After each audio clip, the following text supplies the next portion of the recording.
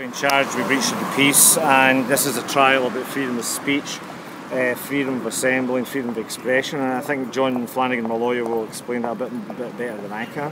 Okay, John, could you... Yeah, it's John Flanagan. I'm acting for Sean Clerkin. He's been charged today with a breach of the peace for demonstrating on the footpath against the Commonwealth Games. Yeah. The police action will be part of the trial where 6 police officers are coming to give evidence, and we will have to tackle the evidence from the Crown officers because it was disproportionate. We are in this country still allowed peaceful demonstrations. Yeah. We live in a democracy, and if somebody's standing on the pavement but gets arrested for that, then that is why we have the courts to protect the public. Right.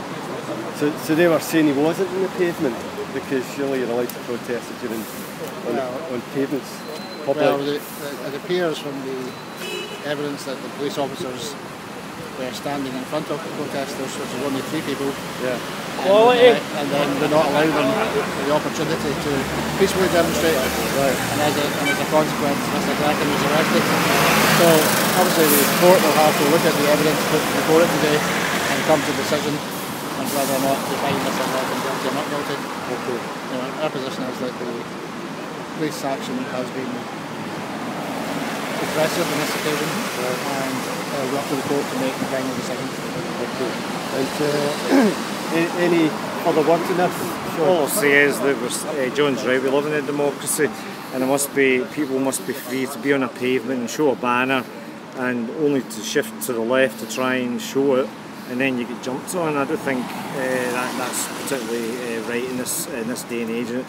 I do not want us to be an authoritarian country. I want us to be a free country where people can protest on legitimate issues that affect everybody. Okay. I might have something to add, actually. One of the minor papers has asked me to do an article on this. Sean and I go back. We've been comrades for a long, long time. And last night I did some research around about the bumpy ride that the Queen's baton had through Scotland. Yeah. Now, on 2 occasions, people actually tried to grab it and were arrested, etc., etc. But on this occasion, there was no attempt whatsoever to grab it. Yeah. This was all about Sean raising awareness of the hypocrisy of Atos sponsoring such an event. And all he wanted to do was to walk well ahead of the procession with his banner to get some media attention. And in doing so, 4 of Strathclyde's finest decided to pounce upon him.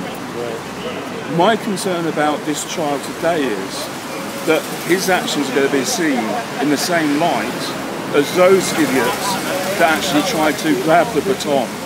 So let's see how the day pans out. Okay,